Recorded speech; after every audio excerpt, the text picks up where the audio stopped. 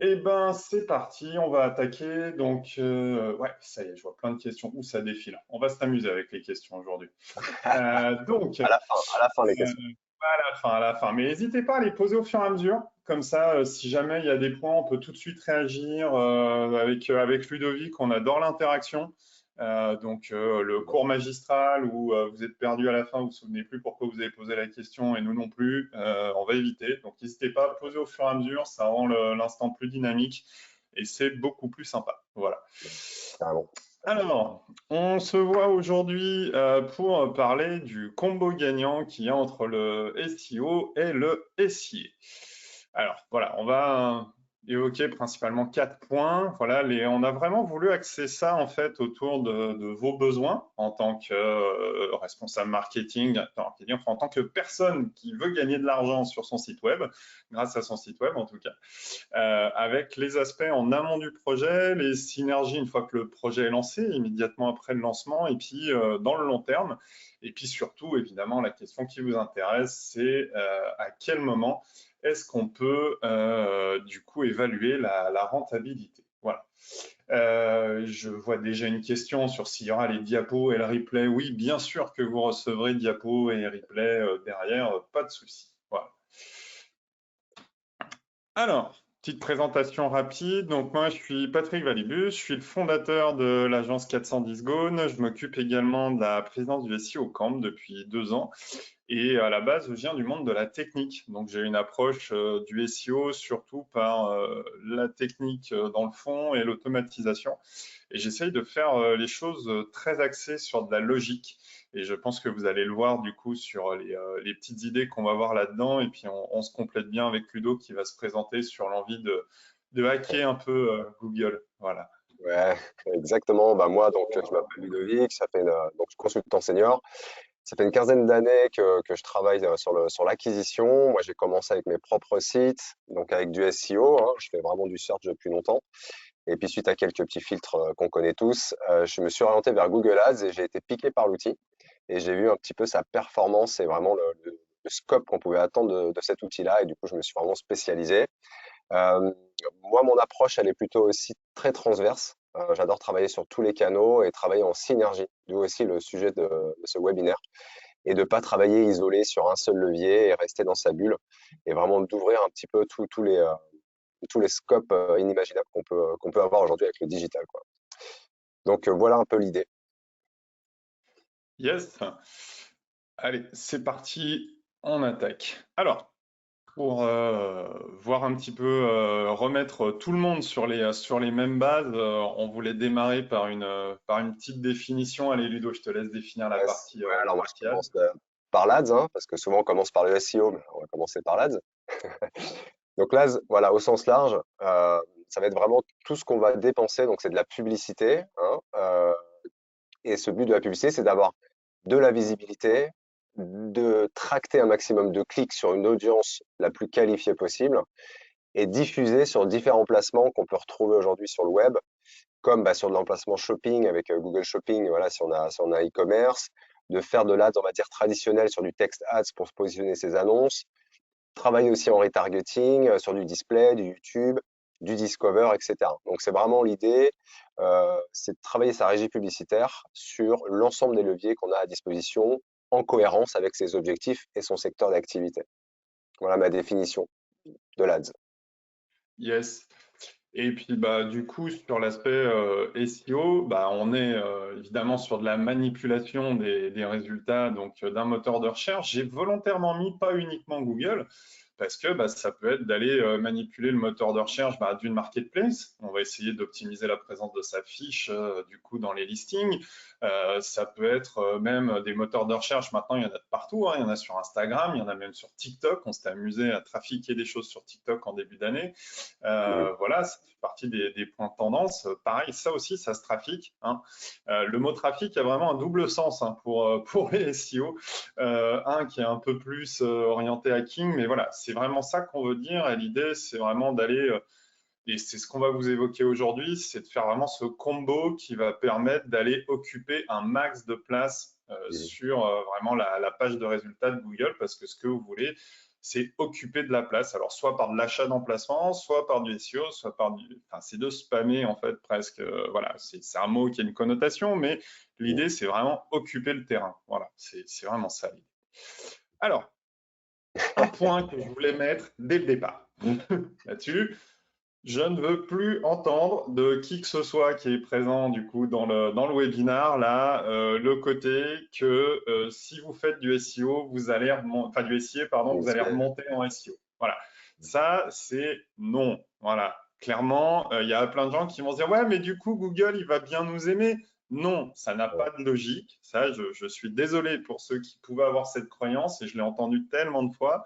Ce qu'il faut avoir en tête, en fait, c'est que Google gagne de l'argent avec le SIA. C'est sa seule façon de gagner de l'argent, en fait, hein, quasiment. Il y a quelques autres trucs, mais sur la partie moteur de recherche, c'est le SIA. Donc, en fait, tant que vous n'êtes pas bon en SEO, vous allez dépenser en SIA en règle macro, hein. Donc, si vous faisiez monter en SEO, ça veut dire que du coup, vous investiriez moins potentiellement en SIA. Donc, il n'a vraiment aucun intérêt à le faire. Voilà. Donc, il va y avoir des mécaniques, si vous voulez, marketing qui vont être intéressantes parce que les gens vont vous voir plus, donc du coup, vont un peu plus cliquer et ça va jouer un petit peu, ça. Mais il n'y a pas de bonus algorithmique à tiens, telle personne a investi en SIA, donc je la fais monter de tant de places. Voilà. C'est vraiment le point qu'on voulait tuer dès le départ. Voilà. Dès le On départ. va Comme vous ça, expliquer toutes l'équation, les synergies, mais celle-là n'existe pas. Voilà. Comme ça, on alors, pose le débat. Il n'y en a plus d'ailleurs de débat là-dessus. C'est réglé. Voilà. il n'y aura pas cette question-là maintenant. C'est bon, ça c'est Voilà. fait. Juste pour rebondir, on voit de toute Ouais. façon, comme dit Patrick, c'est que voilà, Google fait tout pour qu'on aille sur du Google Ads, hein. On voit n'importe quel commerçant, artisan, etc. Sont appelés ou reçoivent des mails de Google Ads et ils veulent pousser des campagnes publicitaires. Ils ne poussent pas à travailler son SEO, quoi. Voilà. Puis même, on le voit là sur la capture d'écran qu'on avait mise tout à l'heure. Là, c'est sur une hauteur d'écran. Il n'y a qu'à voir la place qui est consacrée aux ads sur la première hauteur. Je pense que c'est explicite, hein. Voilà. Et Donc imagine sur voilà, mobile. exactement. Donc, le point aussi qu'on voulait faire, vous l'avez vu, hein, le titre du webinar, c'est vraiment le combo SEO-SIA. Et en fait, on trouvait ça pertinent comme sujet parce que ce slide-là, on l'a fait faire sur mesure, hein, pour ce webinar. En fait, je ne l'ai pas trouvé avant, hein, sincèrement. L'idée, c'est vraiment d'expliquer comment se passe le SEO par rapport au SIA, à la fois tant en termes d'intervention d'une agence ou de quelqu'un, qui soit en interne chez vous, hein, parce que vous pouvez avoir des équipes en interne, bien sûr, et aussi au niveau du retour sur investissement. Voilà, c'est vraiment l'idée de faire la chronologie et ça va être vraiment autour de ce graphique-là que va s'axer tout ce webinaire. Et du coup, l'idée, en fait, vous voyez vraiment à quel moment qui intervient, à quel moment ça porte ses résultats. Et on repassera sur le slide sans doute en fin de webinaire pour revenir. Mais l'idée ici, on voit vraiment voilà, une intervention du SEO un peu plus tôt, vraiment une intervention conjointe au moment du lancement du projet ici. On y reviendra après, mais on n'est pas que sur un lancement de site. Un projet, ça peut être une campagne marketing. Ça peut être sur un site déjà existant. Parce que tout le monde, après ce webinaire, ne va pas se dire allez hop, je recrée un site et je démarre cette stratégie. Non, ça peut être tiens, je démarre une nouvelle strat sur ça et de le lancer. Et puis derrière, on voit vraiment les interventions avec un suivi mensuel qui peut évidemment être plus fréquent, mais où on a des accroissements de rentabilité un petit peu après chaque point d'arbitrage mensuel. Voilà. Mais on reviendra sur ce slide un petit peu après. Voilà. Mais l'idée, c'est vraiment, n'hésitez pas, s'il vous plaît, n'hésitez pas à le screenshot et à le partager sur les réseaux. Il est fait pour ça. Voilà. Donc, là-dessus, vous voyez, avec Ludovic, on s'entend plutôt bien. Je pense que ça illustre le fait qu'on n'est pas ennemis, Ludovic. Hein, Non, non, SEO bah aussi. écoute, on serait pas là tous les deux, ou alors dans un autre contexte. Mais carrément, c'est vrai que je pense tous ceux du métier, on a toujours été confrontés un petit peu à cette bataille qu'il y avait SEO contre le SEA, les SEO détestent le SEA, les SEA détestent le SEO, etc. Et, euh, et je pense que c'est vraiment une mauvaise manière d'aborder un projet, parce qu'un projet, on a besoin de tous les leviers, et pour que ce soit le plus cohérent et le plus pertinent et le plus performant, il faut travailler ensemble, quoi. Donc, nous, on y arrive très bien euh, et je vous force vraiment à vraiment aller dans ce sens-là, quoi. Vraiment. Yes, voilà, vous allez le voir, on peut vraiment mutualiser non seulement des analyses, on peut arbitrer quel levier mettre en place à quel moment, dans quel contexte. Voilà, il y a vraiment une notion de complémentarité qui est importante et aussi en réflexion par rapport à la concurrence. Voilà. Donc, allez, rentrons dans le vif. On a fini la partie intro avec les définitions et le contexte. Alors, le premier point qu'on voulait évoquer, c'était vraiment les synergies du coup en amont du projet. Là-dessus, du coup, donc là, euh, je vous l'évoquais dans le slide, la partie SEO intervient certes plus en amont.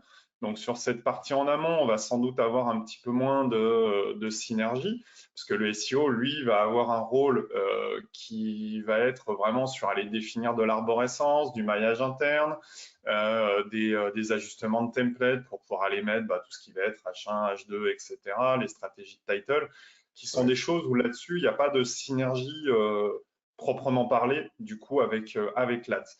Mais en revanche, il faut que l'ADS aussi soit présent dans ces phases de conception, et c'est ce que Ludovic, du coup, va venir détailler. C'est vraiment sur, du coup, réfléchir conjointement à la stratégie. Voilà. Ouais. Et d'ailleurs, je rebondis on va dire le concept SEO en amont, parce que plus le site sera vraiment bien conceptualisé, bien optimisé pour le SEO, ça va vraiment servir pour nous le SEA derrière. C'est-à-dire qu'on va pouvoir, sur certaines stratégies, si on veut lancer un petit peu d'algorithmie automatisée de Google, hein, aller sur des campagnes intelligentes, etc., bah lui, il va se baser sur le site. Et plus on va lui donner de la donnée euh, balisée, arborescence, etc., mieux il va pouvoir travailler. Il va comprendre les contenus, il va comprendre les fiches produits.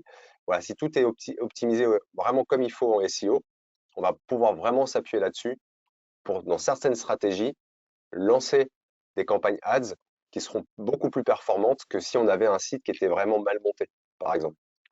Donc là, c'est hyper important d'avoir ce côté synchro, en tout cas, sur un site hyper SEO.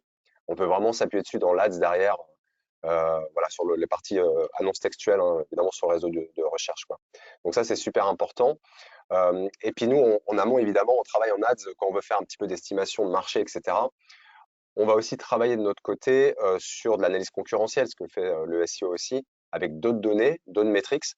Et l'idée, c'est d'avoir cet atelier un peu commun pour recouper les résultats de chaque équipe et de trouver justement les axes de travail avec, on va dire, en faisant des séquençages peut-être de stratégie, en disant, OK, nous, on va commencer par là, vous commencez par ici, on se fait le point à telle date, et hop, on réoriente, on ajuste et on continue.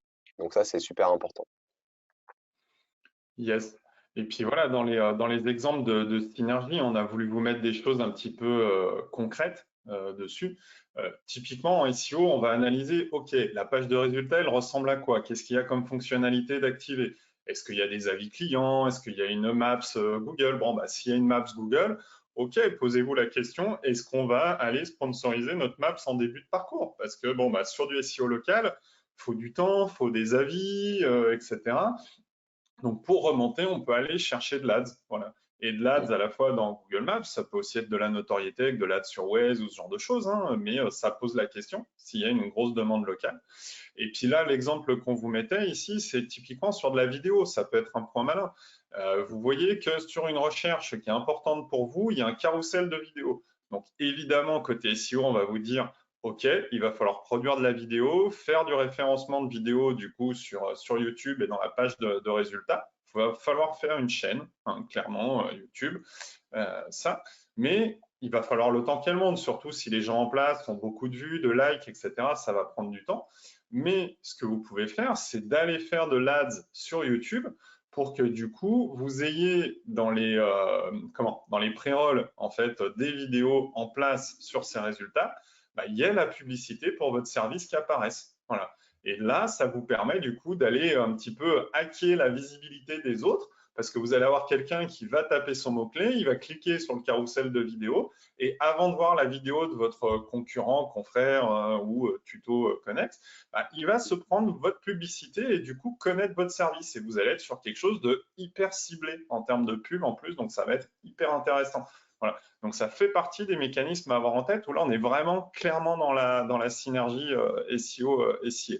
Voilà. Un des points qui est évident, hein, pour le coup, celui-là aussi, c'est bon, bah, quand on fait l'analyse de l'étude de mots-clés, hein, la célèbre en amont d'une presta de recherche, on va aller regarder, OK, quelle est la concurrence, quel est le coût, et du coup, ben, ça peut permettre d'orienter des stratégies de manière un petit peu différente. Si vous allez avoir des fois des choses qui vont coûter hyper cher en ads, mais en SEO moins travaillées parce que c'est un marché où les gens font de l'ads par définition, ça peut être intéressant d'aller faire du SEO ou peut-être d'aller dire, OK, je vais attaquer cette SERP. SERP, pour ceux qui ne sont pas familiers avec le mot-clé, c'est pour page de résultats Google, Search Engine Result Page. Donc voilà, je ne vais pas étonner si vous entendez le mot pendant le webinaire. Voilà. Donc ça, se dire, OK, il n'y a que du commerce, je peux peut-être essayer d'y pousser une page plus informative. Des fois, ça rentre, donc ça peut se tenter. Voilà. Et de la même manière, si on voit qu'en SEO, il y a un budget backlink énorme à mettre en place et qu'on sait qu'il va falloir plus d'un an avant de voir les premiers résultats, sur certaines pages requêtes très concurrentielles, ça peut être le cas, bah, on peut aller se glisser une place avec de l'AD. Voilà. Donc ça fait partie du coup de ça. Je vois une question à laquelle je réponds à la volée de Louis qui demande comment savoir s'il existe un carrousel vidéo en SEO selon notre marché. Alors ça, c'est quelque chose qu'on peut voir du coup à la main hein, en tapant les mots-clés les plus importants, mais également dans des outils d'analyse web marketing. Vous allez retrouver les Ahrefs, SEMrush, etc. Il va vous indiquer en fait la fonctionnalité, mais normalement, votre consultant SEO, dans son étude de mots-clés, vous a sorti cette donnée-là. Voilà, donc ça fait partie des choses. Et puis Yes. après, on a voulu vous mettre aussi deux hacks qui peuvent être intéressants. Je te laisse les Ouais, bah, décrire, carrément. Ludo, c'est toi qui me les Ouais, as carrément. suggérés. On est vraiment aussi dans cette notion de temporalité entre le SEO et le SEA, et quand on reviendra un petit peu sur le graphique qu'on a vu juste avant. Euh, Pourquoi attendre la date de lancement? On peut faire des opérations, on peut faire des choses en amont du lancement. Comme là, on vous a mis ça, par exemple, c'est l'acquisition d'emails. Il est très rapide de mettre une page de captation d'emails, d'envoyer du trafic dessus, récupérer des emails. Voilà, comme ça fait un petit peu l'effet pré-lancement. On peut récupérer de l'info, on peut proposer quelque chose à télécharger aussi pour faire de la traction dessus. Et ça nous donne des indications aussi sur l'engagement, la pertinence du service, du produit, etc. Donc, pas attendre vraiment le dernier moment, ça y est, on a lancé le projet et là, on ouvre les vannes. Il faut commencer avant et comme ça, on prend un peu la température. Le deuxième tip, c'est un peu qu'on utilise et qui est très sympa, c'est il faut pas attendre. Si vous avez une vision transverse, d'utiliser plusieurs canaux comme les réseaux sociaux, eh ben, on installe les pixels de chaque réseau et on envoie du trafic dessus. Et comme ça, on commence à préchauffer nos pixels et la data, elle rentre. Et comme ça, dès qu'on est prêt, qu'on a une maturité du projet, on peut envoyer des campagnes en remarketing. Les pixels sont déjà remplis, ils sont déjà chauffés. Et donc là, voilà, on va être très performant sur des campagnes hyper ciblées, quoi. Yes, voilà, ça c'est vraiment la synergie en fait avec les autres plateformes et les autres canaux de diffusion, c'est vraiment un des points qui change la donne. Et vous le verrez, hein, si vous regardez un peu ce que font vos concurrents, les trois quarts du temps, ils vont faire juste du SEO ou juste du SIA. Déjà, si vous faites les deux, vous avez déjà marqué un point. Et si en plus vous allez au-delà avec ces aspects du coup de synergie avec les autres canaux, c'est là où vous commencez à casser le game, quoi, clairement. Donc, Vraiment. allez-y à fond. Voilà. Ça. Ensuite, on va passer sur les synergies qu'il va y avoir vraiment dans la partie des premières semaines. Voilà. Et du coup, là, bon, bah, les SEO, souvent, on aime bien dire on est les meilleurs, machin, mais bon, faut être honnête. Les résultats à court terme en SEO, après, ça dépend bien entendu des enjeux de concurrence, mais bon, bah là, Ludo, sans lui, je peux rien faire hein, au début du lancement, quoi. C'est les premières semaines, Ouais. c'est lui qui apporte les résultats. Et ça, il n'y a pas débat là-dessus. Et du coup, Bah, c'est ce que j'ai voulu écrire en fait par vos équipes sont live, c'est vous allez dimensionner en fait des effectifs. Si vous êtes sur un e-commerce, je pense, ou même du service, voilà, vous allez avoir des équipes pour traiter les leads entrants qui vont déjà être en place. Alors évidemment, si vous avez prévu d'avoir beaucoup de monde à un moment donné, vous n'allez peut-être pas mettre tout le monde, mais vous avez au moins un minimum de personnes qui sont là pour gérer en fait l'activité. Et puis, bah, ces gens-là, il faut commencer d'ores et déjà à les occuper parce que sinon, bah, potentiellement, ils vont être en ce qu'on appelle en rupture de charge et Ouais, ça pose problème. Donc, pour les activer, ceux-là, bah, c'est pour ça qu'il faut commencer à faire de l'amont, comme on l'a dit juste avant, mais même au lancement, déjà, bah, là, on peut activer de l'ADS et aller faire du concret direct pour amener du monde. Voilà. Et du coup, voilà, on a voulu parler un petit peu de délai. Ludo, tu maîtrises mieux cette partie-là que moi. ouais, Je te laisse expliquer ce point-là. ouais, ouais, bah, par rapport au délai, on est beaucoup plus rapide en ads, hein. On parle vraiment de quelque chose d'instantané. Alors, je vais reprendre un terme SEO très connu, ça dépend. Mais et en SEA, on dit ça dépasse parce que le budget, ils sont souvent explosés. Mais l'idée, c'est ça, c'est qu'on a quand même une instantanéité du SEA. De l'ordre, alors ça va dépendre de l'historique du compte, ça va dépendre, bon, je vais pas rentrer dans les détails, mais quand même plusieurs facteurs. Mais allez, je vais dire moi, en général, entre 10-15 jours, on est sorti de la phase d'apprentissage, l'algorithme de Google Ads a commencé à bosser, et là, on peut commencer à analyser nos tableaux, voir un petit peu le taux de diffusion, nos CTR, est-ce qu'ils sont bons, est-ce qu'on a un taux de clic. Et du coup, déjà, voilà, au niveau des publicités, on veut savoir si les messages adressés sont corrects, si on vise la bonne audience, qu'on peut évidemment réajuster, hein, on réajuste en permanence, mais on peut aussi appuyer sur la pédale. C'est-à-dire que dès que voilà, on voit que ça y est, on a accroché le bon créneau sur une cible précise, on envoie, on valide bien avec les équipes SEO. Les gars, on est bon. Là, j'ai découvert, on a exploré une nouvelle voie, on retravaille sur quelque chose et c'est en perpétuel mouvement. Donc les délais, voilà, pour revenir là-dessus, sont très courts, en tout cas sur une phase de, on va dire, de test and learn. Euh, ouais, une dizaine de jours, moi j'aime bien dire une dizaine de jours en tout cas dans le test. Alors on ne va pas parler là vraiment de la rentabilité, vitesse de croisière, etc. On est vraiment dans cette première phase voilà, d'apprentissage ouais, du secteur, du projet, etc. Donc après les avantages euh, du SEA, et ça c'est vraiment important et c'est pour ça que c'est bien de le travailler en amont et en tout début de projet. C'est aussi, ça va nous permettre de valider des concepts, hein. C'est-à-dire qu'on veut faire un changement de design, on a un projet, on a un site existant, on est en refonte, on veut modifier un peu l'UX, on veut travailler vraiment notre charte graphique différemment, par exemple. Bah, faisons un test. Au lieu de lancer le chantier de tout le site qui va durer longtemps, qui va coûter cher, ça va être très onéreux, faisons un mini-test et on voit ce que ça donne. Est-ce que le taux de conversion s'améliore ou pas du tout? Et ça nous donne vraiment des pistes qui vont nous aiguiller. Est-ce qu'on est bien, est-ce qu'on n'est pas bien, par exemple. On peut tester un nouveau produit. Pareil, on fait vraiment du test. On veut tester notre produit. Bah, on fait du SEA. Allez, on va dire en 3 semaines, on va savoir, on sera en capacité de connaître si notre produit il a trouvé son marché. Euh, Est-ce qu'on est dans les bonnes gammes? Est-ce que par rapport à la concurrence, bah, on arrive voilà, à rentrer dans son marché aussi, etc. On peut viser aussi en SEA quelque chose de beaucoup plus rapide qu'en SEO, ça va être vraiment la géolocalité, par exemple. Voilà, si on veut travailler, on sait que le SEO, mais ça se travaille différemment. Bon, ça, c'est Patrick qui pourra plus en parler. Mais on peut être très, très ciblé avec de l'ADS tout de suite. Et sur une courte durée, on dit, voilà, moi, je veux tester ce pays, je veux tester cette ville, cette région, parce que j'ai un produit qui correspond à ça. Et ben, on fait un test en SEA. On valide un peu notre nouveau marché.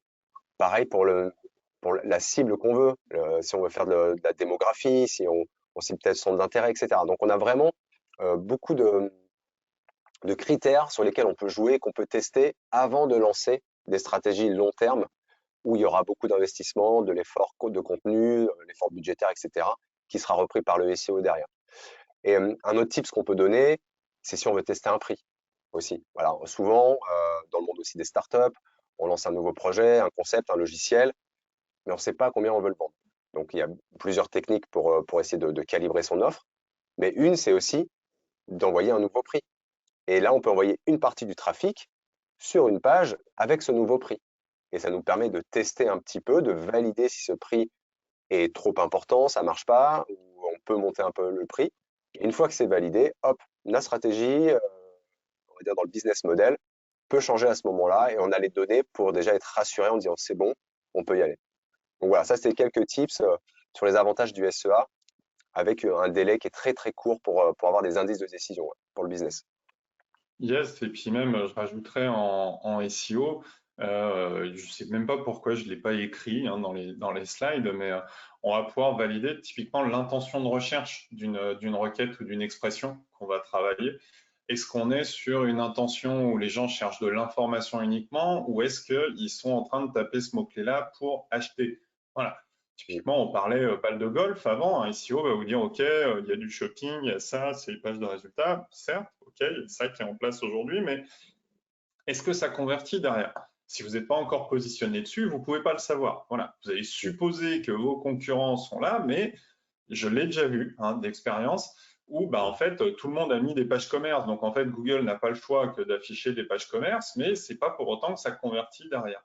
Donc du coup, c'est important de se poser la question. Et vu que le temps SEO est potentiellement un peu long, bah, aller se positionner sur une requête en travaillant du contenu, du backlink, etc., qui va prendre 3 mois, bah, Mhm. ça peut parfois valoir le coup de se dire, OK, je prends ma requête, là, j'ai ma page en face, je mets un billet de 100 balles sur la table si j'ai un clic qui vaut à peu près 1 euro. Voilà, on reste dans une moyenne tout à fait acceptable.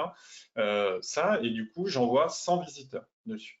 Et derrière, je peux me dire, OK, sur ces 100 visiteurs, qu'est-ce qui s'est passé? Est-ce que j'ai eu des premiers clics sur ajouter au panier ou sur un truc formulaire de contact? Voilà, je peux traquer ça, et y compris avec aujourd'hui, on a plein d'outils même qui sont gratuits. Hein. Tu as parlé de tester de l'UX avec des outils de test AB hein, qui Mhm. permettent de faire ça.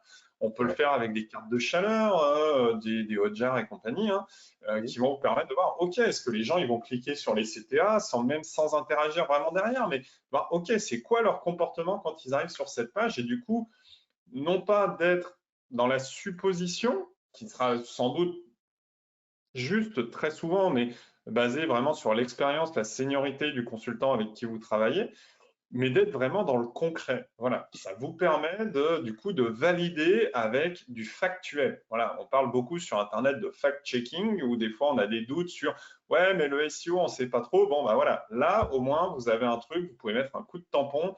OK, on a fait un test, on a validé, ça marche ou ça marche Mhm. pas. On peut passer à l'étape suivante et être du coup serein dans votre stratégie et du coup maîtriser vos budgets, que ce soit SEO ou SIA, de savoir où vous les mettez avec une stratégie éprouvée. Voilà. Donc ça, c'est vraiment un point qui est important. Yes. Je vais juste rajouter un petit truc aussi, Patrick. C'est qu'avec le SEA aussi, on va explorer les requêtes, hein, des mots-clés, etc., sur lesquels on veut soit valider ou explorer. Mais aussi, on aura des indications sur les mots-clés à exclure. C'est-à-dire que des fois, si on peut passer à côté d'une analyse et si on a des termes de recherche qui vont nous positionner en SEO, mais sur des termes de recherche, je sais pas, avec des mots-clés hyper négatifs, une fois qu'on est positionné en SEO, etc., mieux vaut être aussi alerté en amont peut-être pour éviter ça. Et du coup, voilà, travailler sur l'exclusion de mots-clés avec de l'ADS, même en départ, ça nous permet aussi voilà, de bien, on va dire, euh, de rendre hermétique un peu nos contenus pour pas être positionné sur des mots-clés négatifs. Yes. J'en profite, je te glisse une question de Johan sur la partie délai qui demande si dans les 10 premiers jours, il vaut mieux opter pour une maximisation des clics ou commencer directement sur un objectif de conversion. Alors, enfin, tu vois, c'est là où je vois que le SEO et le SA, on est vraiment aussi de la même famille. Ça va dépendre. Et ça va dépendre de ton objectif. Est-ce que tu fais de la vente? Est-ce que ta page a déjà de la vente, etc. Est-ce que le secteur d'activité est déjà connu par Google Ads? Du coup, lui, il sait ses projections de conversion. Donc là, on peut aller dans du maximiser les conversions. Moi, j'aime bien démarrer en général sur des projets avec du maximiser les clics parce qu'on veut un maximum de trafic, comme disait Patrick, pour avoir un volume suffisant de visiteurs qui nous permet justement de mieux analyser les données.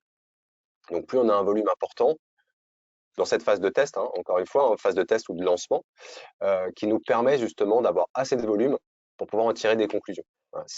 Si on vise un maximum de conversion, mais on s'expose à pas avoir assez de volume de clics, Du coup, est-ce qu'on va pouvoir vraiment analyser? On va se dire, bon, bah non, on n'a pas réussi à convertir, ça marche pas. Et ce sera peut-être trop court comme raisonnement.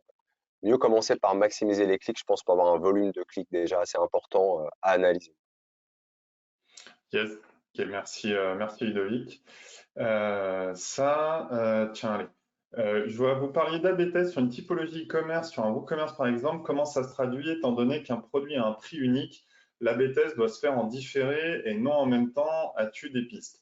Bah, non, en fait, tu n'es pas obligé de le faire en différé. Tu peux temporairement cloner ton produit avec un SKU différent.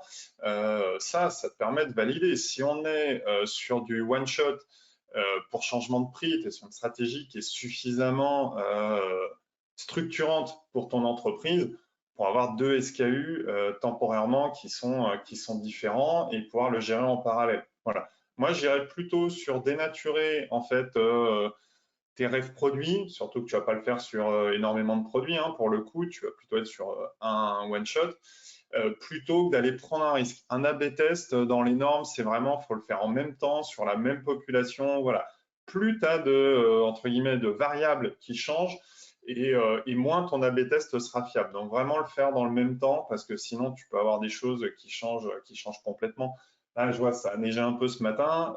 Si tu vends un produit qui est en lien avec la neige, bah, rien qu'en fonction de la météo, tu vas pas avoir la même envie d'acheter ou que tout le monde et ça va te flinguer en fait ton test sur d'autres critères que le seul prix. Donc vraiment, mes deux fiches en parallèle avec, tu crées deux SKU, tant pis, et au moins tu seras fixé. Voilà, ça serait vraiment comme ça que j'irai. Voilà. D'ailleurs, Patrick, Alors, attends juste ouais. une petite question par rapport à ça. Peut-être ça peut être intéressant. Est-ce que la page de test de la fiche produit, on peut demander à pas l'indexer pour que ce Ah soit bah pas. complètement. On peut, Ouais, enfin, même je recommande de ne pas l'indexer, voilà, parce qu'elle est sur une URL différente et on va gérer de la non indexée, si j'ose le terme. ok. Voilà. Ça. Ok. Ok. Yes. Je vois ta question, Childéric, on y répond avec une slide un petit peu plus loin, donc si n'hésite pas à me redire un peu plus tard si ça n'y répond pas. Alors, voilà. Transition, merci. Du coup, sur les combos, du coup, dans la durée. Voilà.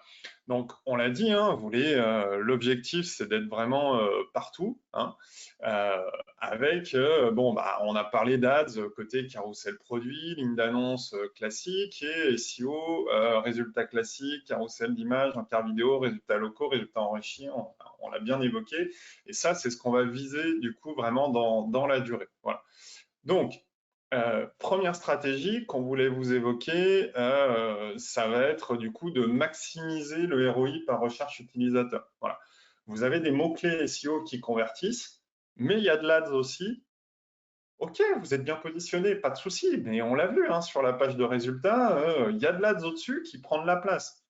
Ouais. Laissez pas le marché à vos concurrents, surtout si c'est un marché sur lequel vous êtes rentable. Voilà, c'est aller occuper le terrain et vous savez en plus que là, vous pouvez mettre un billet parce que ça déclenche des conversions derrière. Donc, le côté de se dire je suis bien placé en SEO, je m'enlève de l'ADS, non, parce que tout simplement, ça permet à vos concurrents de se positionner, de gagner de l'argent et d'être plus rentable et de pouvoir investir plus en marketing. Donc non, il faut aller occuper le terrain et du coup continuer de grappiller des parts de marché à vos concurrents. Là, on est vraiment sur même une stratégie d'entreprise hein, en tant que telle. Voilà. Ouais, Ça, complètement. et puis le deuxième, voilà, c'est, on vous a déjà parlé un petit peu de retargeting, de remarketing. Il y a souvent les deux termes qui se chevauchent un peu beaucoup. Et en fait, moi, il y a un hack que j'aime beaucoup pour les synergies entre les deux, c'est on va avoir énormément de mots-clés très longue traîne en SEO et qu'on peut travailler en plus maintenant assez facilement. Euh, voilà, et ils sont en amont d'une conversion. Hein. Si on parle souvent même ce qu'on appelle du tunnel de l'information, où vous avez la personne se renseigne d'abord, bah, imaginons, là, je parlais de neige tout à l'heure, voilà, pour les gens qui verront le replay en été, ils vont se dire, tu comprends pas. Euh, donc, l'idée, voilà, c'est là, il y a de la neige, les gens se disent, tiens, à partir de quel moment ça vaut le coup de mettre des pneus neige? Voilà. Bon, bah, on va se poser cette question avant de se dire, OK, j'achète des pneus neige. Puis après, comment choisir des pneus neige? Voilà, qui est une étape déjà un peu plus proche de la conversion. Bon, C'est pas forcément sur ces mots-clés-là qu'on va aller investir en ads si on a un budget qu'on veut optimiser. Mais du coup, ça, c'est des choses qui sont beaucoup plus faciles à aller travailler en SEO et on va aller travailler ces points-là en SEO. Mais on va pas juste se contenter de se dire, OK, on est visible là et peut-être que la personne va convertir. Parce que, c'est pas sûr qu'elle convertisse derrière. Mais ça va à minima permettre, on repense à notre aspect de pixel de tracking un peu plus tôt dans la conférence, et du coup, on va identifier une population avec ça. Par population, j'entends pas une population au sens des gens bien précis, hein, avec tout ce qui va être RGPD, etc., mais c'est un type de population et un type d'audience. Et ça, toutes les plateformes d'ads, je pense même pas qu'à Google Ads, hein, du Facebook Ads, et puis tous ces copains, ben, on va pouvoir du coup constituer une audience et dire, OK, à ceux-là, tu peux leur afficher des choses, et y compris avec du display, etc. Vous voyez, là, je mettais un autre exemple. On peut faire un tutoriel bricolage en SEO. Je sais pas, comment fixer une étagère, ce genre de choses. Et puis derrière, aller faire du retargeting avec typiquement des perceuses, des vis moly, j'en sais rien, voilà, tout ça. Et ça peut être intéressant d'aller cibler les gens là-dessus, ou même juste des pubs display, voilà, machin, votre partenaire bricolage, acheter le matériel, livrer rapidement, voilà, ce genre de choses. Voilà. Parce que vous avez identifié que la personne est dans une période où elle se pose des questions sur le bricolage et du coup, proposez-lui des solutions en lien. Voilà. Ou avec, c'est ce que je vous mettais là, le bonus. Moi, j'adore les lookalikes. Sur Facebook, c'est ma passion, ça, quand je vais faire de l'ads. C'est en gros, vous allez pouvoir identifier les gens qui interagissent avec votre contenu, donc qui sont intéressés.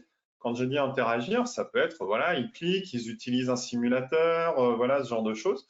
Et du coup, OK, ça, c'est une personne qui est intéressée. Du coup, dites à la régie d'aller identifier tous les gens qui ressemblent dans les critères à cette personne qui a interagi, et vous allez pouvoir élargir de manière algorithmique votre audience et avoir des choses hyper intéressantes. Voilà, donc ça, faut vraiment pas hésiter à aller sur ce point-là en termes de maximiser votre visibilité. Voilà. Et du coup, vous allez maximiser votre visibilité non seulement au niveau de la page de résultats Google, mais sur le web en général. Et c'est bien pour ça que vous êtes là aujourd'hui, c'est comment occuper au max le terrain. Voilà. Complètement. Ça. Bon, la saisonnalité, je te laisse parler des marronniers, Ouais, Ludovic. ouais, exactement. Bah, ça, c'est aussi un avantage du SEO, du SEA, pardon. C'est-à-dire que l'Ads va nous permettre d'être hyper réactif sur des events, des événements commerciaux ou autres, hein, euh, dans l'instant. Un exemple, Black Friday. OK, Black Friday, c'est certaines dates. Je peux envoyer sur cette date-là. Alors, c'est pas aussi simple, hein. Souvent, on va quand même travailler en amont pour préparer ça en ads, mais on est prêt pour cette date. Mais du coup, on ne met pas plusieurs mois pour le travailler. On est vraiment plus court, quoi. Donc ça, c'est intéressant. Et ça, au cours de l'année, des événements commerciaux, il y en a plein, hein. La fête des pères, la Saint-Valentin, Noël, Black Friday, etc. Donc ça, c'est super intéressant. Côté B2B, on peut avoir la même chose avec des events physiques. Voilà, on est sorti du Covid, les events, ils ont repris. Même si je suis même dans l'industrie ou dans n'importe quel secteur d'activité B2B, on peut très bien aussi anticiper ça, préparer soit des campagnes avant ou même après l'event. Parce que souvent, en événement physique, échange de cartes de visite voilà, sur le stand, etc. Les gens vont aller taper votre nom de marque, par exemple, ou votre service dans Google parce qu'ils veulent revoir un petit peu ce que vous proposez, en parler à des collègues. Eh ben, si vous se positionnez tout de suite, hop, le SEA fait le job sur une durée voilà, assez courte après l'événement, par exemple. Donc, le SEA aussi répond à ça, qui est une complémentarité sur la temporalité qu'on peut trouver tout au long d'une année. Yes. Ça, et on va avoir côté SEO, on peut faire des choses, hein. Je ne vais pas dire qu'on n'allait rien faire hein, sur cette partie-là, voilà, mais on peut aller travailler plutôt des signaux faibles. Donc c'est pour ça que je veux dire, on ne va pas aller créer des catégories d'URL vraiment ponctuelles. Ça n'a pas d'intérêt. Petit rappel, en SEO, vous bossez une catégorie Black Friday ou une catégorie solde. D'ailleurs, Black Friday, je le mettrai sur l'URL des soldes, si ce n'est qu'à moi. Là, et c'est du /solde.html, par exemple.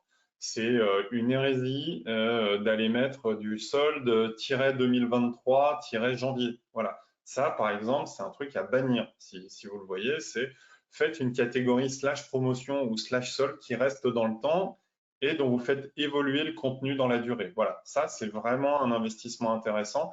Et c'est à ce prix-là que vous allez pouvoir petit à petit aller chercher du positionnement sur des requêtes autour de marque plus promotion pour quand votre marque est assez connue ou sur le style de produit plus promotion, ce genre de choses. Voilà. Vous pouvez également ajuster les titles temporairement en SEO. Alors, j'ai mis modifier, j'aurais dû écrire ajuster exactement parce que vous n'avez pas tout changé, mais si vous vendez, je sais pas, par exemple des cannes à pêche, pendant la partie Black Friday, à la fin, vous ajustez, vous mettez, canne à pêche, je sais pas, pour pêcher la carpe, canne à pêche carpe par exemple.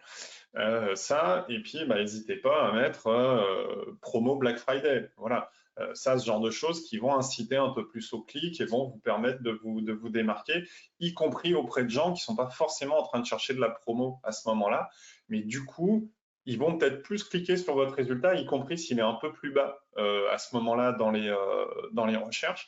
Donc ça peut être intéressant. Voilà. Et n'hésitez pas à jouer aussi sur les données structurées pour les promos. Hein, c'est des choses qu'on peut faire afficher du coup dans Google. Vous savez, quand dans un résultat Google, vous avez produit, machin, avis, temps, prix, temps, en stock à partir de. Voilà, vous pouvez jouer avec ça et surtout au niveau des promos, donc à bien prendre en compte. Voilà. Si vraiment vous voulez le travailler en SEO, allez ajuster du coup la partie maillage interne et y compris en amont. Voilà, vous n'êtes pas obligé, si vous avez la partie Black Friday, d'avoir ça dans votre header en gros pendant 2 mois avant, mais n'hésitez pas, tu parlais de préchauffe de pixels tout à l'heure, Ludovic, à préchauffer un peu le maillage avec glisser ça si vous avez des blocs de maillage un peu automatiques ou même dans le footer. C'est discret, un lien dans le footer quand même. Vous pouvez commencer à l'injecter 1 ou 2 mois pour que Google commence à bien le voir sur l'ensemble du site, surtout si vous avez un site avec beaucoup de pages, ça va le faire remonter. Et puis vous l'activez vraiment dans votre header avec un truc visible parce que les gens vont cliquer dessus direct comme un CTA. Vous l'activez vraiment du coup au moment de la période. Voilà, le Black Friday, du coup, vous le lancez 3-4 jours avant, même si maintenant on parle de Black Week, etc. Mais je pense que vous avez compris l'idée. Voilà. Coup sur l'optimisation des coûts. Alors, l'optimisation des coûts, c'est plutôt un truc qui est très bien compris par les SIA. Ça, vous êtes très souvent challengé là-dessus, donc je laisse le grand chef parler. Ouais, c'est un peu ce que j'avais dit tout à l'heure un petit peu en intro, c'est-à-dire qu'il y a quand même une importance aujourd'hui euh, d'avoir des pages hyper performantes, quoi. Les pages de destination, hein, là où on envoie le trafic en SEA, il faut qu'elles soient optimisées en termes de performance, hein, les web perf aussi, hein, on est vraiment calibré sur du mobile aujourd'hui. Il faut que ça charge vite. Il faut une optimisation UX aussi pour aller chercher la conversion des objectifs qu'on remonte à Google Ads. Donc plus on a de la conversion, mieux on renvoie signal à Google Ads, donc mieux il va travailler pour nous. Euh, Plus elle est aussi bien structurée, comme je le disais tout à l'heure avec du balisage, on a toutes les infos, etc. Tout est OK. Et le contenu, évidemment, ça joue dans le quality score, c'est-à-dire un terme de recherche, une annonce bien structurée, bien calibrée, copyrightée, qui est en adéquation avec le contenu qu'on trouve sur la page de destination. Ça nous fait élever notre quality score et du coup notre positionnement versus le CPC, CPC moins cher pour un meilleur positionnement.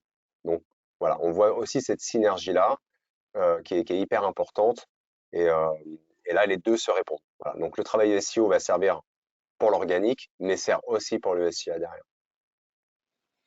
Yes. Donc là, c'est sur l'aspect sémantique. Ouais. Dès que je parle SEO, j'ai souvent la question du est-ce que la web perf, ça permet d'optimiser le SEO? Alors, je parlais de signal faible juste avant. D'un point de vue SEO, on est vraiment sur un aspect de signal faible, hein, clairement. C'est la web perf.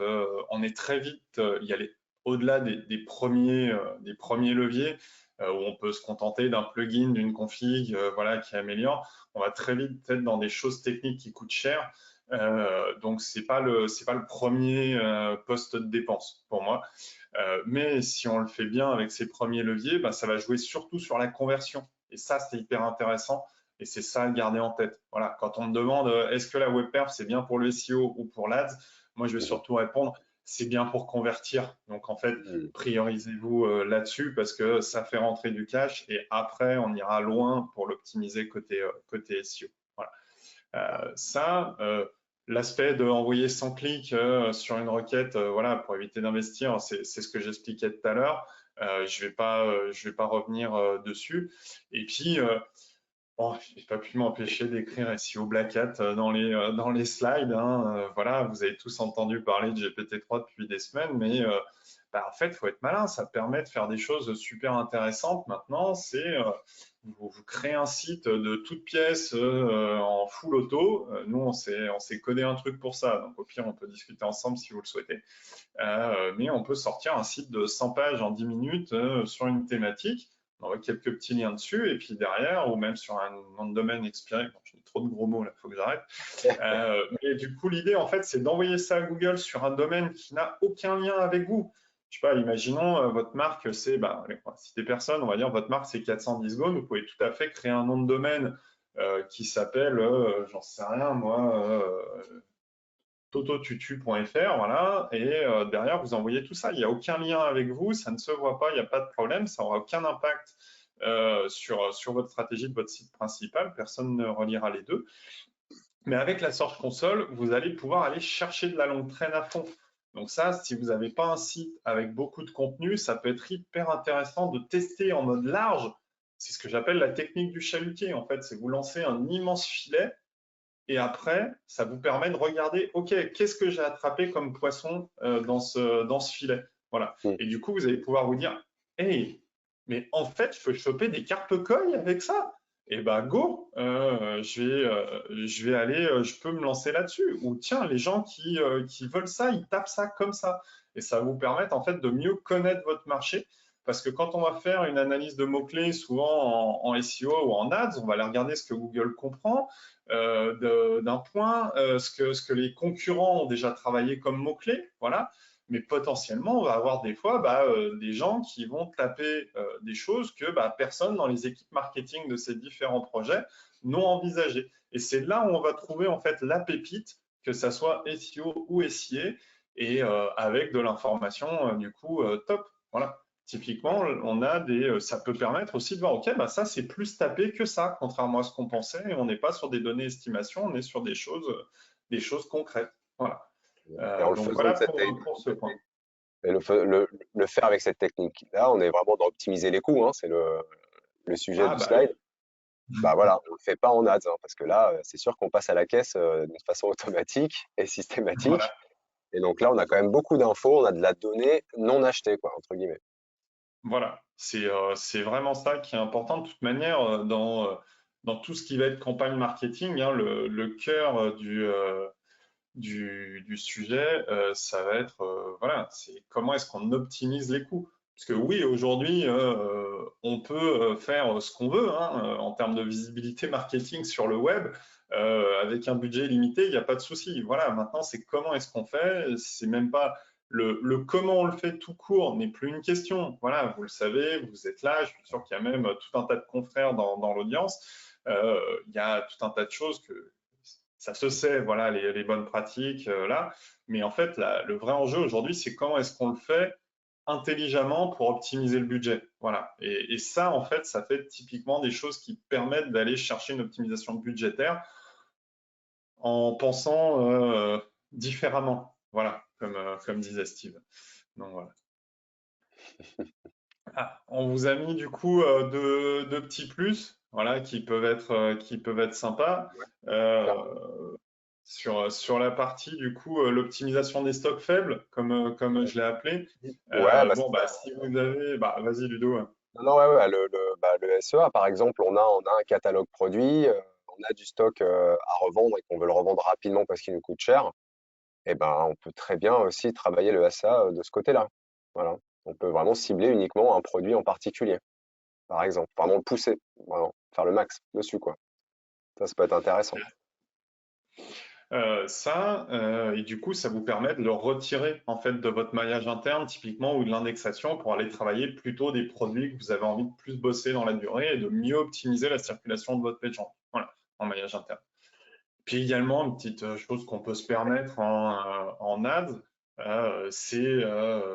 ou même sans être dans la filouterie, hein, vous avez des fois des mots-clés qui nécessitent l'accord de la marque pour enchérir dessous. dessus, pardon. Nous, on a eu le cas, typiquement, on bosse chez 410, on bosse sur Magento et PrestaShop aussi en développement. Quand on a voulu commencer à faire des annonces PrestaShop, on a dû avoir l'autorisation de PrestaShop qui a un accord avec Google pour ce mot-clé, voilà, Mhm. pour l'utiliser. Bon, là, en attendant que ce soit validé, évidemment, on a commencé à le bosser en SEO. Mais imaginons que vous ayez ce cas-là sur une marque d'un concurrent, vous n'allez pas pouvoir enchaîner dessus, mais que vous souhaitez vraiment vous positionner, ça fait partie de votre stratégie, ça, ou peut-être de proposer des pages comparatives, hein. Souvent, ça peut être intéressant de dire, voilà, est-ce que c'est ça ou ça la meilleure utilité. Voilà, je parlais de pneus tout à l'heure. Est-ce que Michelin, Goodyear, Pirelli, c'est quoi le mieux? Vous pouvez faire une page là-dessus. En SEO, vous n'allez pas avoir de restriction d'utilisation de ce point-là. Voilà. Donc, ne pas hésiter à profiter du SEO pour avoir plus de latitude et de liberté sur ce genre de choses, sans rentrer évidemment dans des choses qui seraient de la diffamation, hein, mais vous pouvez tout à fait faire des comparatifs factuels et jouer là-dessus. C'est quelque chose qui se fait beaucoup maintenant dans tout ce qui va être les SaaS, etc. Vous allez voir, OK, ça propose ça, nous, on a plutôt ça, etc. Voilà. Donc voilà, on voulait voir également avec vous un petit peu comment évaluer la rentabilité ici. Donc du coup, côté conception, ça, on remonte un petit peu hein, sur les points qu'on a dit tout à l'heure, mais on va vraiment pouvoir évaluer du coup dès la conception une rentabilité parce qu'on va avoir de meilleures data. J'en parlais un petit peu plus tôt, et pour avoir une projection vraiment de l'effort budgétaire qu'on va devoir fournir. Voilà, donc en SIA, on a notre prévision des volumes de clics, CPC et conversion, et en SEO, on va être sur voilà quelle quantité de contenu, quelle quantité de backlink, à quelle fréquence, etc. Ça va être des points qu'on va pouvoir adresser. Et puis, derrière les premières semaines, on va avoir du coup les premiers résultats en SIA qui vont nous permettre du coup de valider ou d'invalider la stratégie et du coup de réorienter potentiellement la stratégie SEO. Voilà, donc ça, c'est vraiment, on est sur exploiter la data, l'avoir plutôt de manière plus intelligente. C'est vraiment ces points-là. Et puis du coup, sur l'aspect de monitoring des KPI, voilà, on est vraiment sur un rapport coût-bénéfice de chaque action. Et du coup, est-ce que c'est rentable ou pas? Et d'avancer. Voilà. En ads, on va clairement pouvoir du coup ajuster les enchères dans le temps en se disant bon les gens qui sont dans telle région de France, a priori ils achètent plus, c'est plus rentable, le taux de conversion est meilleur et du coup on va le favoriser, quitte à aller rechercher les autres marchés derrière, mais maximiser la rentabilité dans un premier temps parce qu'on vient de faire des gros investissements pour une campagne marketing ou pour un site, suivant où on en est dans notre projet. Et du coup, on va pouvoir aller rechercher du cash flow qui va nous permettre de réinvestir par la suite. Voilà. Et puis du coup, l'autre point, toujours pareil, hein, de la data, avec du coup la longue traîne SEO sur la Search Console, j'en ai parlé un petit peu plus tôt, qui va nous permettre aussi de découvrir à long terme des marchés connexes potentiels à conquérir en appliquant du coup une nouvelle itération de la stratégie, parce que c'est ce que je vous disais du coup plus tôt, c'est là on est sur les questions après et du coup on va pouvoir dérouler, mais si je reprends, vous voyez ce graphe-là est toujours pareil, hein, je vous invite à pas hésiter à le screenshotter et le partager. On a vraiment mis ici lancement de projet, vous voyez. C'est bien pour dire que c'est pas un lancement de site, ça peut être un lancement d'un projet marketing avec une vraie campagne, un lancement d'un produit, un lancement d'un pays dont on a parlé, d'une nouvelle gamme, etc., ou d'un nouveau service. Donc voilà, il y a vraiment ce point-là qui est important. Voilà. J'ai speedé un peu parce que je vois qu'il est bientôt midi, mais on va du coup pouvoir passer aux questions. C'est le moment des questions. Je vais laisser un petit peu ce slide en arrière-plan, je vous propose, comme ça permettra d'avoir un support pour dicter. Voilà. Alors, je lis les questions, puis on se les partage, Ludovic. Ouais, ouais, vas-y, yes. Alors, lorsqu'on désire avoir une activité sur du long terme, n'est-il pas préférable d'opter pour du full SEO?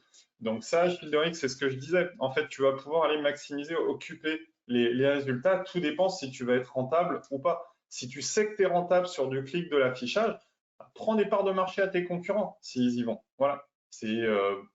Pour moi, c'est vraiment comme ça que je vais raisonner. Voilà.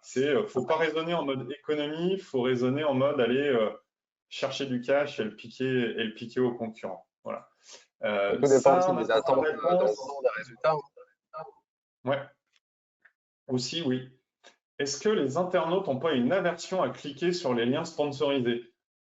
Moi, j'évite les liens ads sur les SERP. Oui, mais ça, je pense que tu as un comportement de SEO là-dessus. Mais je pense que si les gens évitaient de cliquer sur des liens, bah, typiquement, Ludovic n'aurait pas de travail aujourd'hui.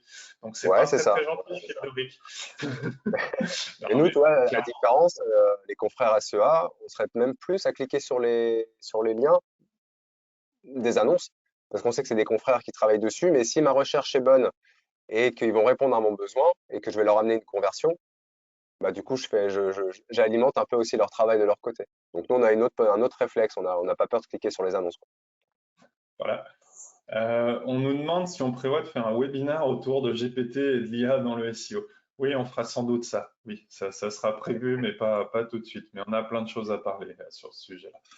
Question sur les mots-clés à insérer dans une landing page. Alors, je vois la tournure, c'est pour toi, ça, je pense, Ludovic. Est-ce que Ok. Google prend les mots-clés dans une phrase ou bien il faut le mot-clé exact que nous avons acheté? Exemple, formation informatique. Est-ce que s'il y a un mot entre formation et informatique, Google le prend en compte quand même dans son algo pour le quality score? Alors, Google, lui, il est en capacité de travailler un peu comme la sémantique, en fait. Donc, même quand on travaille nos campagnes aujourd'hui, quand on utilise le planificateur de mots-clés, quand on tape un mot-clé, il m'a demandé si on veut aussi dans la même sémantique pour qu'il nous donne des idées ou si il veut qu'on reste juste dans la même vraiment typologie du mot-clé qu'on a rentré. Donc, moi, je pense qu'il est en capacité de comprendre derrière avec un terme de recherche l'adapter et voir s'il y a une cohérence avec notre annonce. Et s'il est en capacité de faire ça, il sera en capacité de le faire aussi sur la page de destination. Donc, idéalement, alors on a des optimisations qu'on peut faire aussi, hein, c'est-à-dire on a des techniques qui nous permettent d'intégrer le mot-clé en dynamique, hein, le terme recherché voilà, par l'internaute, on va l'injecter dans la page de destination en dynamique, qui va permettre d'avoir cette cohérence. Mais il faut que la sémantique autour de la page de destination, autour du mot-clé, pardon, dans la page de destination, soit quand même très pertinent. Moi, j'aime bien faire des tests aussi où on travaille un contenu dans la landing page, un contenu qui a été travaillé avec des outils SEO, pour voir si on est vraiment sur la sémantique. Hmm. Et ça amène vraiment une performance sur le quality score. Yes. Alors, une campagne Google Ads Shopping Display sans avoir un Google Analytics, Google Search, le prestataire bloque pour le mettre en back-office sur mon site web car problème avec RGPD, c'est possible. Wow. Il Bon, y a beaucoup de bah contraintes. là, oui, il faut respecter la RGPD, clairement. Maintenant, tu peux tout à fait, c'est pas parce que tu respectes la RGPD que tu n'as pas Google Analytics. Voilà. Nous, la préconisation qu'on fait aujourd'hui, c'est surtout maintenant, c'est d'avoir en fait un double tracking. Tu vas avoir un tracking ultra compatible RGPD, mais où du coup, tu as moins de choses sur l'aspect des conversions, etc., mais aussi un tracking analytics qui respecte. Alors effectivement, ton échantillon analytics va être plus faible parce que tu auras des gens qui refuseront le tracking, mais du coup, ça te permet de faire en fait un calcul de rapport. Tu vois que tu as tes visites classiques, par exemple, tu as 100 visiteurs, mais tes visites dans Analytics, tu en as 40. Voilà. Bon, bah, tu sais que tu as un rapport de 4 à 10. Donc, en gros, quand tu vas avoir X conversions, traqué dans Analytics, tu vas pouvoir faire un ratio et te dire, OK, en vrai, j'en ai eu tant et ça donne à peu près ça. Voilà. Ça va vraiment être ça, la pratique que moi, je vais conseiller en termes de tracking aujourd'hui pour composer, on va dire, avec la RGPD tout en la respectant, mais en gardant encore une efficacité du coup marketing. Voilà.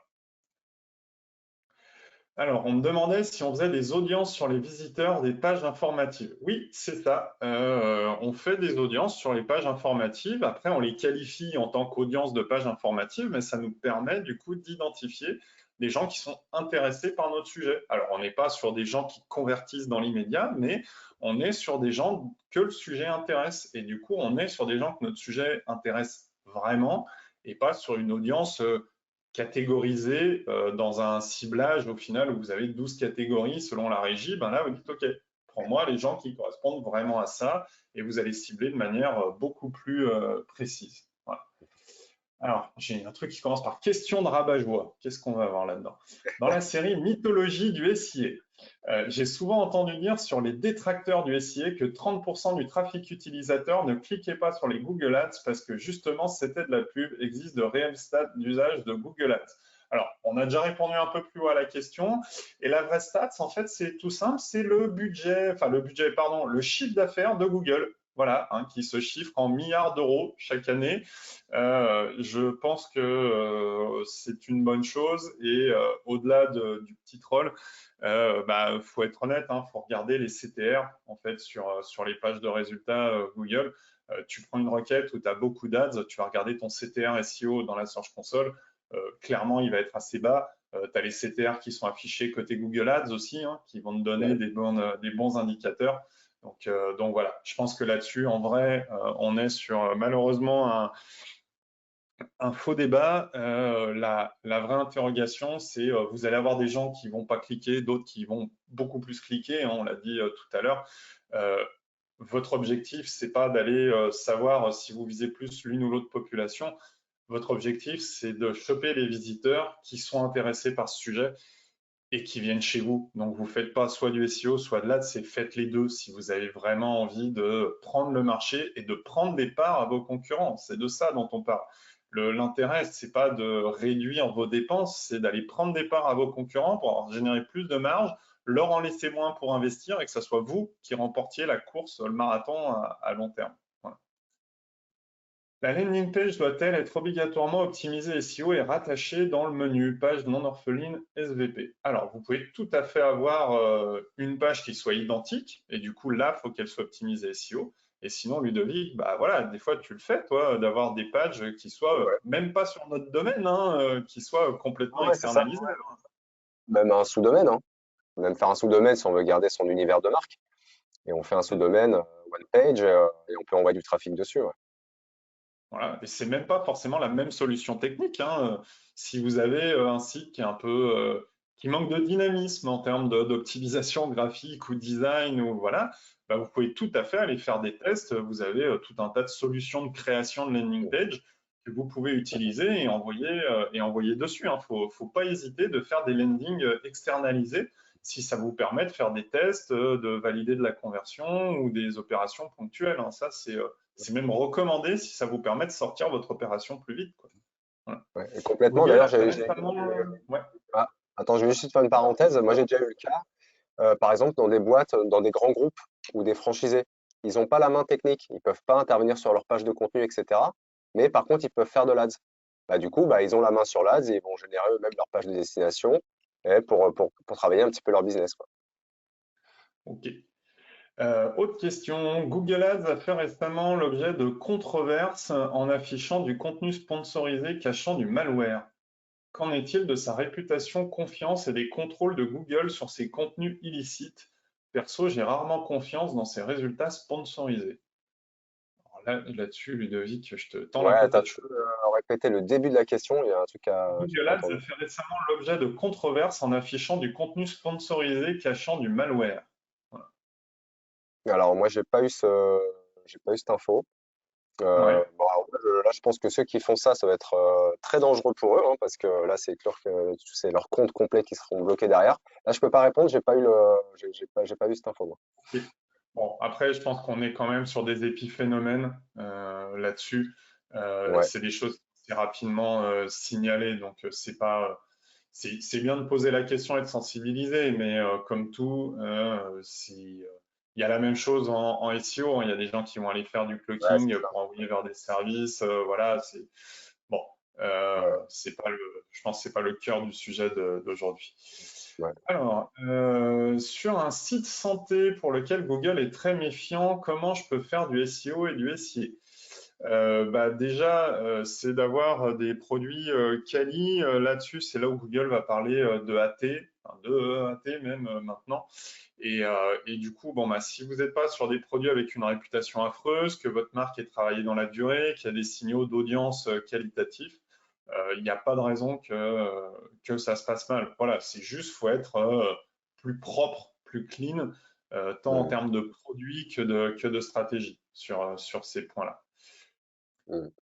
Quel est l'intérêt de ne pas indexer une URL? Bon, bah, typiquement, si vous testez une variante d'une page, vous allez avoir peu de choses qui vont changer. Donc, ces deux pages, en fait, vont se dupliquer en soi, se cannibaliser entre elles.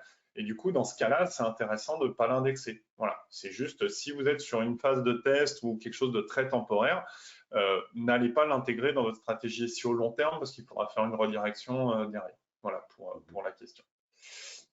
Ça, on a encore 4 questions derrière, hein. Si vous en avez d'autres, allez-y. Quid de l'achat du nom de marque? Faut-il investir en SIA dans l'achat de sa propre marque, Ludovic? Alors moi je dis oui. Quand on est nouvelle marque, alors le premier réflexe, c'est de regarder déjà, on tape son mot-clé de marque et on voit si des concurrents achètent notre mot-clé. Hein, d'accord, j'ai encore le cas ce matin. Tu tapes le mot-clé du client et tu vois que c'est ses concurrents qui se sont positionnés. Donc là, évidemment, si on veut prendre la position 1, il faut qu'on ait notre campagne, ce qu'on appelle des campagnes de branding sur notre nom de marque pour garder notre position 1 dessus et de prendre notre place et de dire à nos concurrents, OK, j'ai compris ce que tu fais, je suis là. Donc ça, pour moi, c'est important. Euh, et ça peut être aussi important à un certain moment donné où on veut toujours cette place. Parce que les campagnes de branding ne coûtent pas cher normalement. Euh, donc on peut avoir cette position numéro un, de s'assurer de ça. Est-ce que le SEO ici sur votre nom de marque est en position 1? J'ai eu le cas où même le SEO ne répondait pas au nom de marque. Donc le SEA va y répondre. Et on peut très bien se positionner, je pense, sur les deux. Moi, je dirais oui parce que c'est pas des budgets importants, mais ça permet de faire le taf, quoi. Yes. Pour tester un concept avant la création d'un site e-commerce, peut-on rediriger l'Ads vers une page Instagram? Je pense que c'est pas le mieux d'un point de vue tracking et Ouais, préchauffe de pixels. c'est ça. Voilà. C'est ce que j'allais dire, c'est qu'il y a quand même une chose importante et ça fait partie de la conception en amont, c'est de travailler tout son plan de tracking, son suivi de conversion. Donc l'idéal, c'est au moins d'avoir une landing page euh, où on peut traquer un petit peu les objectifs qu'on aura donnés à Google Ads, quoi. Et je pense que c'est mieux quand même de le faire comme ça. Renvoyer directement vers une page d'un réseau, je suis pas sûr de la pertinence.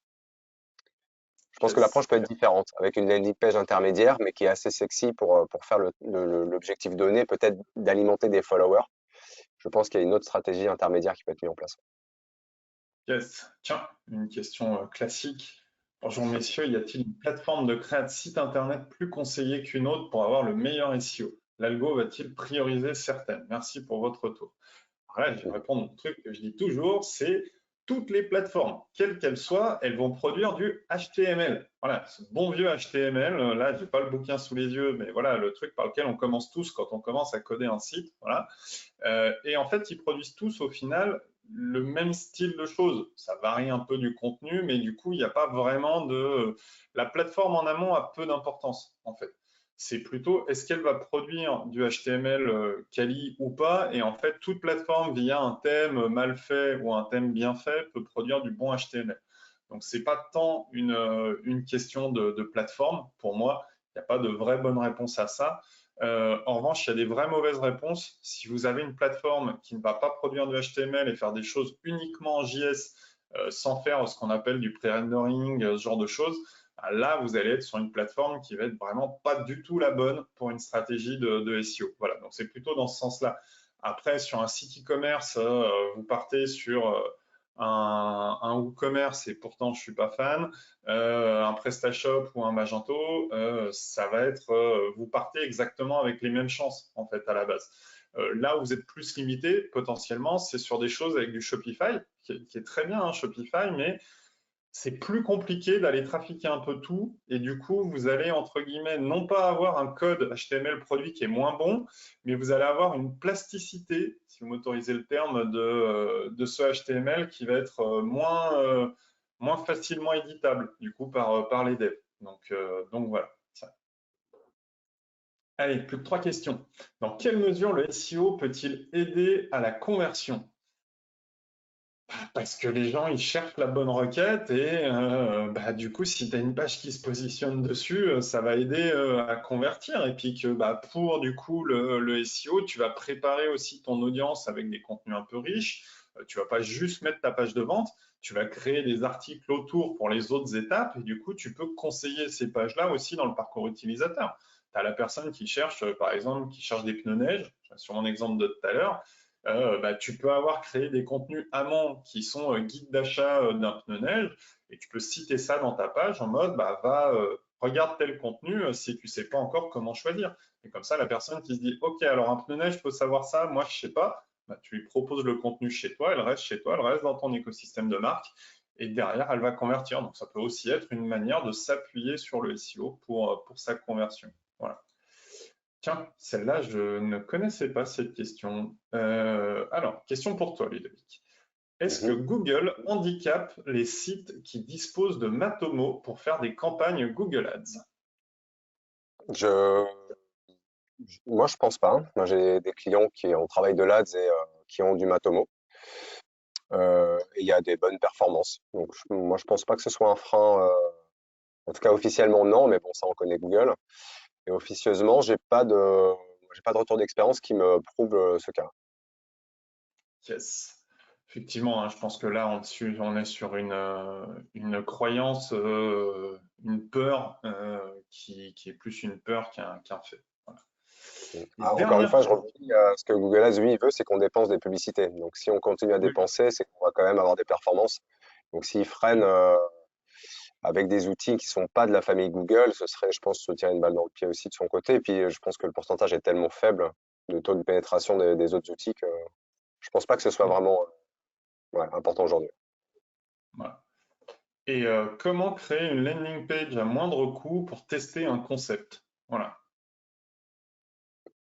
Bah là, ça dépend des solutions, hein. Soit on les fait à la main, si on code un Mhm. peu. On peut passer par du WordPress en one page, ou après on a des solutions type Unbounce, des choses comme ça avec des abonnements, mais qui sont voilà, même du Webflow, hein.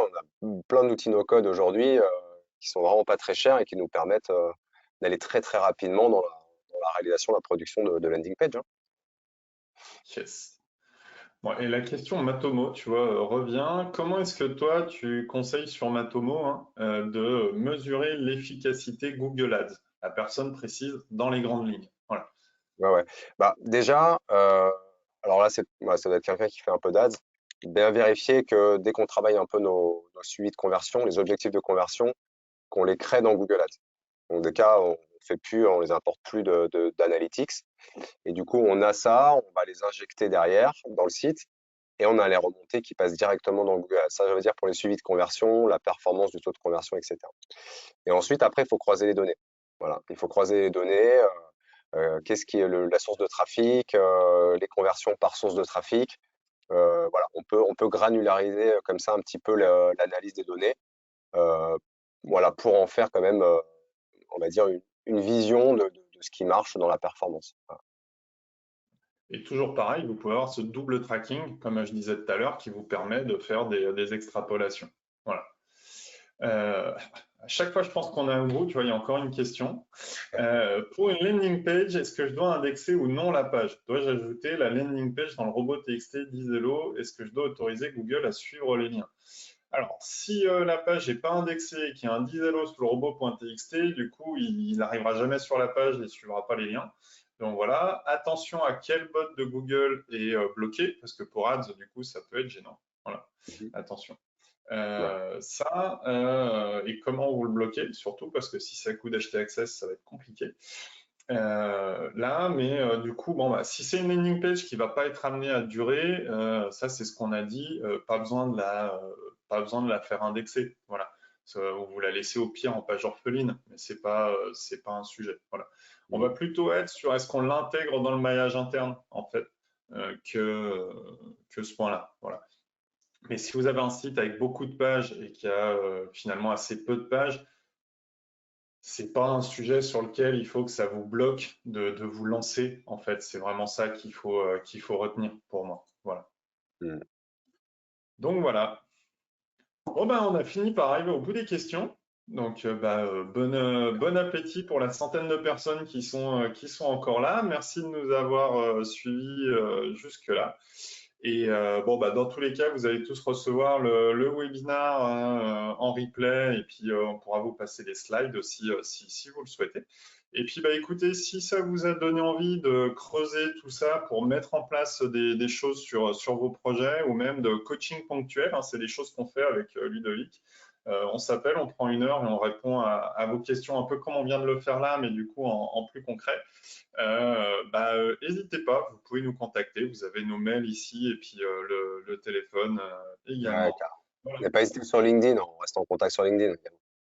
Ouais, voilà. Allez, merci à tous. À Allez, très merci à vite. tous. À bientôt.